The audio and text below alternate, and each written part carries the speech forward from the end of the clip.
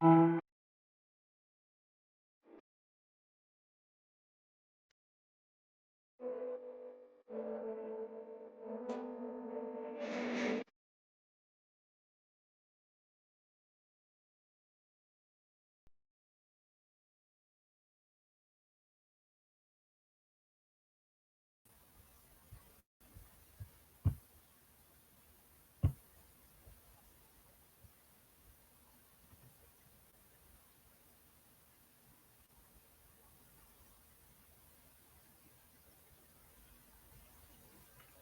hello, hello. Welcome back to Dreams to Keys Realty. I am Jalon Strong, realtor and owner of Dreams to Keys Realty. And I am here for another video on 3 ways to prepare to buy a home. So if you are interested in home ownership, this is the video for you. Make sure that you like, follow, subscribe, share, and hit that notification bell so that you don't miss any videos that I do, whether it's live or scheduled as a recording. All right, so welcome, welcome, welcome. Come in. And I also want to make sure that you guys see the banner below. There is a link in the banner that you can use to access any information from Dreams to Keys Realty or from me as a realtor that can help you in your journey. So things that I talk about on this page, this platform, and the other platforms, I have linked at the link that you find in the banner that's moving about. So beacons.ai/Jalon Strong is where you can find information on the social media platforms. So you can click those icons and get connected on those other social media platforms such as Instagram, TikTok, and Facebook. So you see me here on YouTube. So we have 4 platforms. And then you can also email me. So if you have concerns that you want to address, you can email me. But if you need a consultation, there's a consultation link. So you can schedule a specific time with me for at least 15 minutes to talk about your specific scenario. And I like to talk to you about your scenario versus talking about general hypothetical situations because each scenario is different, each person is different, and each person's goals or family goals are different. And it's important that we address them as appropriately, as appropriate. So we'll continue and get right into the topic. So the 3 ways to prepare to buy a home. And keep in mind the disclaimer that was posted prior to me coming on. So the first way that we will talk about is review your monthly budget. Okay, so a lot of times you'll hear me talk about getting a financial planner or advisor to kind of help you streamline your finances. But also, there are some things that you can do even prior to that, prior to getting someone to tell you how they would like to see you streamline your finances, is doing some steps on your own. So, things that I try to do is assess my monthly, quarterly, and annual budget expenses. So, a lot of times you'll hear different people say, take all your expenses and make them into monthly budgets. And I do something a little bit different, but you have to like and follow so that you can stay connected to get my full scope of what I do. And this is something I've learned to do over time, and I'm continuing to do so that it keeps me motivated and it gives me little marks to hit prior to making those bigger marks so that I feel the motivation to get to the next step. So definitely want to subscribe, like, and follow so that you don't miss when I give that information out. All right. But here in step 1, or the first way that I'm showing about how to prepare for a home, is to assess your monthly budget, review your monthly budget. There's money that you're spending each month, and you want to assess what are necessary expenses and what are just casual. You went to the store and you walked around and you bought a few things. So those wants versus needs. And you want to evaluate this because you want to assess how much you're spending that relates to things that you actually need versus things that you just desire. You went on TikTok shop, you bought, you found on Amazon Prime Day. You want to make sure that you are getting what you need before you get what you want, right? So there's different ways you can categorize your needs and wants and there's different people that can tell you the strategies of how to categorize your needs and wants. They may tell you you need things to survive, you want things to, make the surviving feel comfortable. So housing, for example, of some sort is a need. You want shelter, right? You need shelter. So making sure that that's a part of your monthly expenses. And I kind of differ on the food because when it comes to food, sometimes we splurge, sometimes we go overboard. We want to go out, we want to wine and dine, we want to celebrate certain things. So for food, yes, it's a need, but I categorize it personally in another way, which, like I said, you guys are just going to have to like, follow, subscribe, and share because I'm going to give that information at a later date. But make sure that whatever you consider a need is categorized in your monthly expenses. And then you want to prioritize your monthly expenses so that you are making sure that they're covered over that month. So if you get paid twice a month and you know your monthly expenses, divide that in half and make sure that they go into an account where those expenses will be paid from. So it's kind of like on auto pay from your account, if you want to think of it that way. Or some people would say set it and forget it.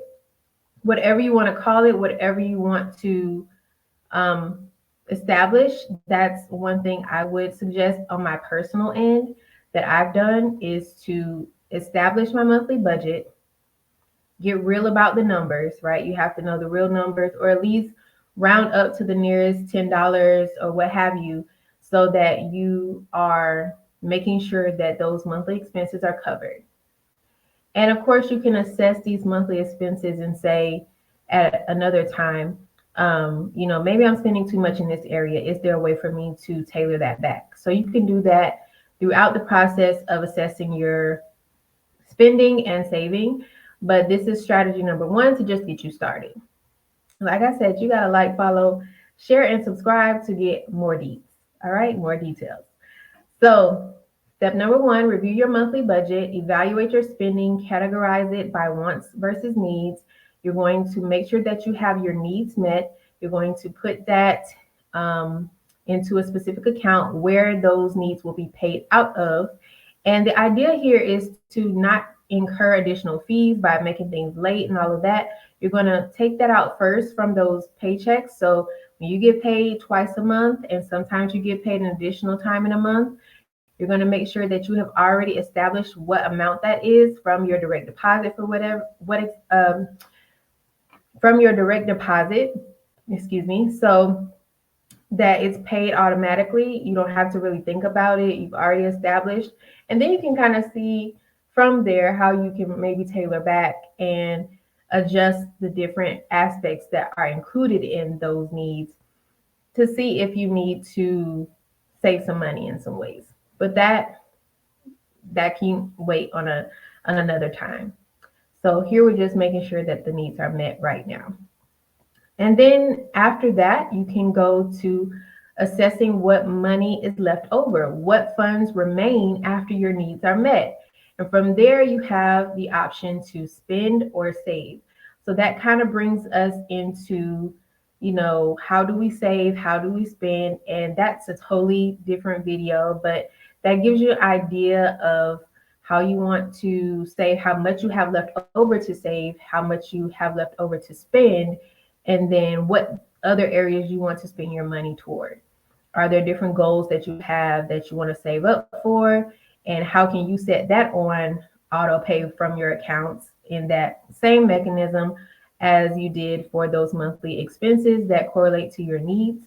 You can do the same with saving and also do it for wants. So like I said, I have more details later. Like, follow, subscribe, and share so that you can stay connected and don't miss it. All right, so that was step number one. Step number two, get pre-qualified. We don't hear about pre-qualification that much anymore because really, when you're serious about getting a house right now, this step is not the step that you need to make sure that you have completed. At that point, you need pre-approval. But if you are planning to buy a house at a much later date, like some people will say, well, Jalon, I do want to buy a house, but I want to buy one next year. I don't want to necessarily buy one right now. I need at least 6 months, I need a year, what have you. So if you're not ready at this very moment, then pre-qualification could be an option for you with a lender to just get an idea of how much of a house you can afford in today's market. Of course, these are not locked in numbers. These are not numbers that you can go back to that lender in a year and say, remember you pre-qualified me for this amount, I want to keep this amount. Well, the market changes day to day and throughout the day. So this is just to help you assess, because we're talking about expenses, saving, and spending, how much in a month you can afford on a house. So you can be realistic about, can you buy a house now? Or should you wait? And if you should wait, how much should you be saving in the meantime? How much should you be preparing to pay in your mortgage? So this will just give you an idea of how to prepare for being a homeowner. A lot of people ask, how much should you save before buying a house? Because sometimes you may need some expenses for down payment, closing costs, or what have you. And that amount varies from person to person and from deal to deal. And so there's no set amount that I can tell you to save for buying a house, but I will say that saving in general is something that I've been advised to do by a financial planner, which is saving at least 6 months of what it costs to be you. So I don't know what it costs to be you. I don't know what you need to function in a month, let alone 6 months. But that goes back to number one, reviewing your monthly budget and your wants versus your needs, making sure your needs are met first. So this is just a step. The pre-qualification aspect is not something that I would recommend if you are looking to buy a house ASAP. But if you are someone that says, I'm going to take my time, the market is the market, but my funds are not ready, but I want to get them ready. So let's see, how much could I qualify for? And you'd be surprised, some people are good to go. After they realize how much they can qualify for, they're fine at their current state. But other people say, I know I got a goal to reach, I got work to put in with my savings. So that just helps to make sure that you're informed on where you stand based on today's market at the time when you ask for that from a lender. So that could be an approach that you take. It's not something that I think people take commonly, but I feel like I want all my clients, customers, and potential clients to be informed and make informed decisions regardless of where they are currently. So that's a part of the strategy here. Getting informed about where you stand right now so that you can plan for where you want to be. All right. So you can set savings goals based on that. And you can also, like we said, set goals to take the direct deposit for your monthly expenses that reflect your needs. You can do the same for your savings and then use the rest for your spending if that's your approach. So that's just something to think about. All right. Now, step 3, check your credit report. So many people wait until they say they're ready to buy a home and just ask the lender, through the pre-qualification or pre-approval process to assess their credit. And it's really more so through the pre-approval process. So that lender is pulling your credit and they may find things that are outdated, expired, that you thought were removed, and all of this. And at that point, it's already a part of, how they have to assess the deal, right? How they have to assess your eligibility in different programs.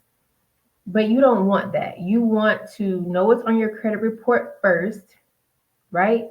And you want to see if there's something outdated, something incorrect, so that you can address them. Now, the reason why I put this step after speaking with the lender in the pre-qualification step is because they're really not pulling your credit in the pre-qualification step, but also because this is for, like I said, someone who is not looking to buy a home now, but looking to buy it in a year or so, somewhere 6 months to a year or more, right? So you have time to do some work. You have time to put in some work to get some corrections done. And also, if you speak with a lender and you have reviewed your credit report, you have some rapport with that lender to where you can say, hey, I have checked my credit report. There are some things that look like I need to fix. Here, I'm not sure if I should wipe certain things off, pay certain things off. And you tell me as a lender, does that factor in if I were to buy a house now? They may say, well, I want you to get pre-approved before I answer that question. But because you built rapport with that lender, and most likely because you have a lender, you may also have a realtor associated with it. For example, if you go to the beacons.ai /Jalon Strong link, you'll find one of my preferred lenders. And of course, I'm a realtor. So you at any point can say to the realtor, I'm ready to start looking for a house. They'll say, did you get pre-approval? And then you can go back to that lender. And like my clients or potential clients, I would recommend 3 lenders or 3 loan estimates within 30 days so that you can get an even playing field between those lenders and what they're offering and take the best deal for you, right?